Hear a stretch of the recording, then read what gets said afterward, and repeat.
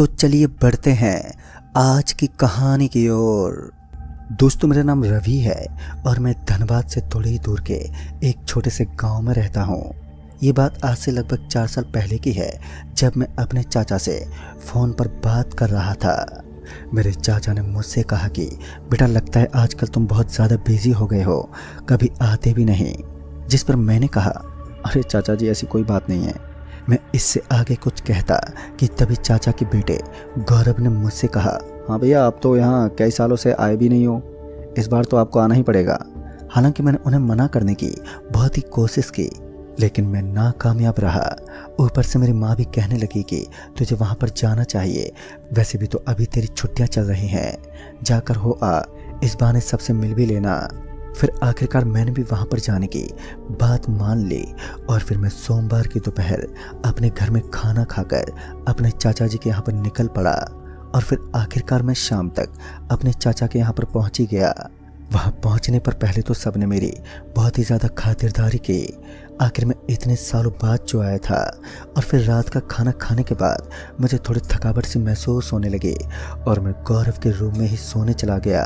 लेकिन जब गौरव और मैं बातें करने लगे तो मेरी नींद जैसे कहीं पर गायब सी हो गई। हम दोनों अलग अलग चीज़ों के बारे में बात करने लगे और बचपन की यादों को ताज़ा कर रहे थे। तभी गौरव ने मुझे बताया कि उसके पिता यानी कि मेरे चाचा आजकल कब्रिस्तान में रखवाली का काम करते हैं। वो कब्रिस्तान में रखवाली करने के साथ साथ वहाँ पर कब्र भी खोदा करते थे। गौरव की बातें सुनकर मैं बहुत ही ज़्यादा उत्सुक हो गया और इस बारे में मैं और ज़्यादा पूछने लगा। मुझे बचपन से ही ऐसी चीज़ों में काफ़ी रुचि थी। तो गौरव ने मुझे बताया कि रात को कोई उस कब्रिस्तान में ना चला जाए, इसलिए उसके पिता रात में वहाँ पर अच्छे से गेट लगा कर आते हैं। लेकिन कभी कभार उनके पिता को रात में काफ़ी देरी हो जाती है। हम दोनों ये बातें कर ही रहे थे कि तभी हमें दरवाजे पर कुछ हलचल महसूस हुई। ऐसा लगा जैसे कुछ ज़ोर ज़ोर से दरवाज़ा पीट रहा हो। मैं इस आवाज़ के अचानक से आने की वजह से काफ़ी ज़्यादा डर गया और फिर मैंने गौरव से कहा, जाकर देख तो सही दरवाजे पर कौन है। गौरव भी काफ़ी डर चुका था और आखिर डरे भी क्यों ना, हम लोग ऐसी बातें जो कर रहे थे। तब गौरव ने मुझे साथ चलने को कहा और फिर हम दोनों साथ में गेट तक आए। गौरव ने जब दरवाज़ा खोला तो उसने देखा कि उसके पिता बहुत ज़्यादा डरे हुए थे और वो बुरी तरह से कांप रहे थे। मैंने जब चाचा जी से उनके डरने का कारण पूछा तो उन्होंने सारी बात सुबह में बताने की बात कही और फिर अपने कमरे में गए और तुरंत ही कंबल लेकर सो गए। चाचा को इस हाल में देखकर हम दोनों बुरी तरह से डर गए थे और फिर हम दोनों वही रूम में सुबह होने का इंतज़ार करने लगे, क्योंकि हमें जानना था कि आखिर ऐसा क्या हुआ था चाचा जी के साथ जो वो इस कदर डर गए थे। हम दोनों ये सोच ही रहे थे कि हमें कब नींद आ गई, हमें पता ही नहीं चला। सुबह हुई तो मैंने गौरव को उठाया और कहा, भाई चलना, पूछते हैं तेरे पापा से कि आखिर कल रात को वो इतना डरे हुए क्यों थे। मेरी ये बात सुनकर गौरव तुरंत ही अपने बेड से उठ खड़ा हुआ और फिर हम दोनों चाचा जी के पास पहुँचे और उनसे कल रात के बारे में पूछने लगे। हमारे पूछने पर चाचा जी ने हमें बताया कि पिछली शाम को जब वह कब्रिस्तान में एक कब्र खोद रहे थे तो पास की कब्र की ज़मीन के नीचे से बड़ी ही अजीब सी आवाज़ें आने लगी, जैसे कोई कुछ खा रहा हो।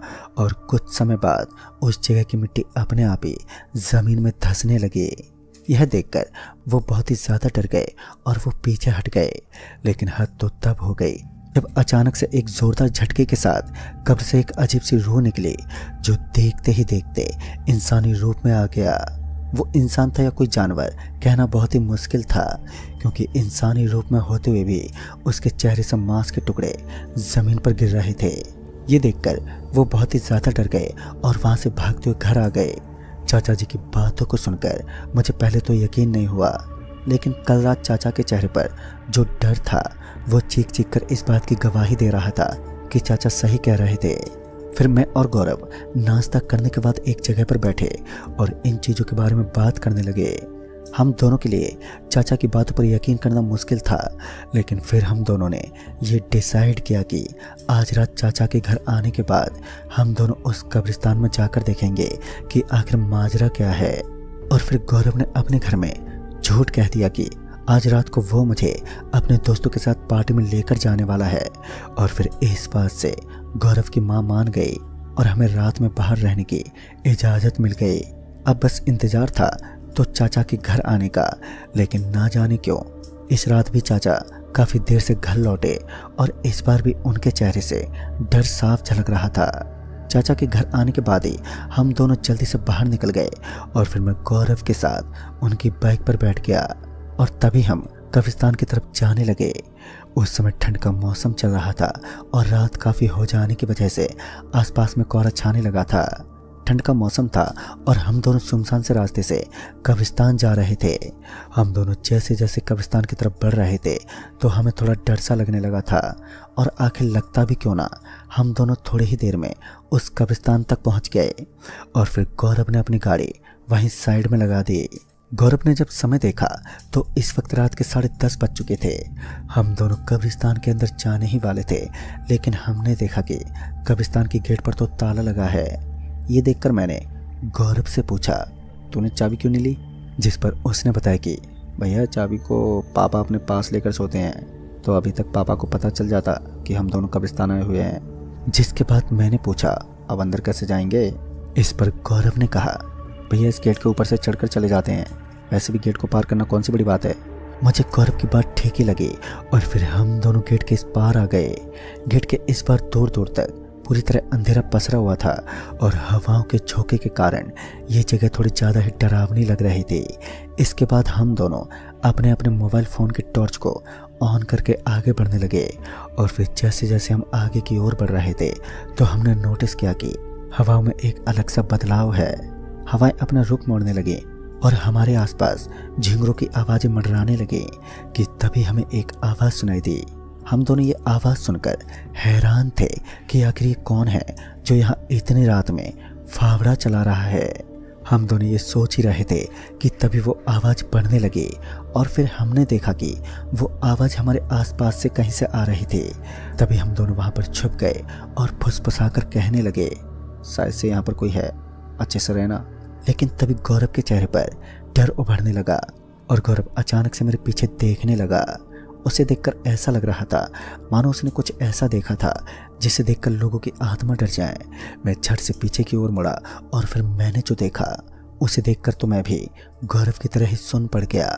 हमारे सामने पीठ करके एक आत्मा खड़ी थी जो कि किसी कब्र में से मुर्दे को निकाल कर खा रही थी और देखते ही देखते उस आत्मा ने उस लाश के शरीर के अंगों को नोच नोच कर खाना शुरू कर दिया। अपनी आंखों के आगे इस नज़ारे को देखकर हम पूरी तरह से सुन्न पड़ गए और फिर हमारी आंखों के सामने ही उस आत्मा ने एक लाश को कच्चा ही नोच नोच कर खा लिया। ये सब देखकर तो हम दोनों पूरी तरह से कांपने लगे और फिर किसी तरह मैंने खुद को संभाला और फिर गौरव को लेकर भागने लगा। लेकिन हमारे पैरों की आहट शायद से उस आत्मा ने सुन ली और देखते ही देखते हम दोनों के पैर जैसे वहीं जम से गए हों। मैंने अभी किसी तरह खुद को संभाला ही था कि तभी मेरे पैरों को ऐसा लगा मानो किसी ने जकड़ लिया हो और फिर देखते ही देखते मैं पीछे खिसता जाने लगा और मेरे साथ गौरव के भी पैर किसी ने जकड़ लिए थे और फिर वो भी मेरे साथ पीछे खिसता जा रहा था। मेरे हाथ से फ़ोन वहीं पर गिर गया और फिर एक जोरदार झटके के साथ हम दोनों एक कब्र में आ पहुँचे।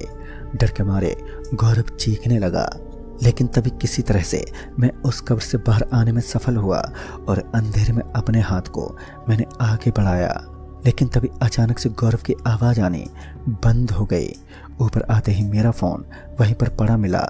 मैंने जब टॉर्च को जलाकर देखा तो मैंने पाया कि वो आत्मा गौरव को मार चुकी थी। वो इस वक्त गौरव की गर्दन को पूरी तरह से नोच नोच कर जख्मी कर चुकी थी। ये सब देखकर तो मैं पूरी तरह से घबरा गया और वहाँ से भागने लगा। मैं बिना कुछ ज़्यादा सोचे समझे वहाँ से लगातार भागने लगा, लेकिन तभी मेरी नज़र उस आत्मा पर पड़ी जो अब मेरे पीछे पीछे ही रेंग कर आ रही थी। मैंने अपनी रफ्तार बढ़ाई और जैसे तैसे गेट तक आ पहुँचा जो कि बंद था। मैं किसी तरह खुद को काबू में करते हुए गेट के ऊपर चढ़ा और फिर गेट के इस पार आते ही मैंने जल्दी से बाइक निकाली और पूरे रास्ते डरते कांपते मैं अपने घर पहुँचा। घर पहुँचकर मैंने रोते हुए चाचा जी को सारी बात बताई और फिर जब हम थोड़ा सुबह होते ही उस कब्रिस्तान पहुँचे तो वहाँ पर कोई नहीं मिला, बल्कि इस जगह पर उसने गौरव को मारा था वो जगह तो पूरी तरह मिट्टी से ढकी हुई थी। फिर कुछ लोगों ने उस जगह को खोदा तो अंदर हमें आधी खाई हुई गौरव की लाश मिली, जिसे देखकर सारे लोग पूरी तरह से डर गए। दोस्तों, आज भी जब मैं इस बारे में सोचता हूँ तो खुद की आंखों से आंसू रोक पाना बहुत ही मुश्किल हो जाता है। तो दोस्तों इस कहानी में बस इतना है। कहानी आपको पसंद आई हो तो लाइक शेयर जरूर करें और साथ ही हमें कमेंट बॉक्स में ज़रूर बताएं। तो मैं आपका दोस्त राजकुमार जल्दी ही मिलूँगा ऐसी एक और नई कहानी के साथ।